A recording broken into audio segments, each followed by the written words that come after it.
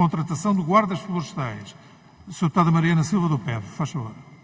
Obrigada, Sr. Presidente, Senhoras e Senhores Deputados. Existe uma grande carência de guardas florestais e, apesar da entrada de novos profissionais no Serviço de Proteção da Natureza e do Ambiente no presente ano, o número está longe de responder às necessidades, sobretudo no âmbito da prevenção dos incêndios florestais e de muitas outras funções. Recorde-se que, com a decisão de extinguir esta força apenas revertida há 3 anos, desde 2006 não era aberto qualquer concurso de admissão para a carreira de guarda florestal e a idade média dos profissionais é elevada.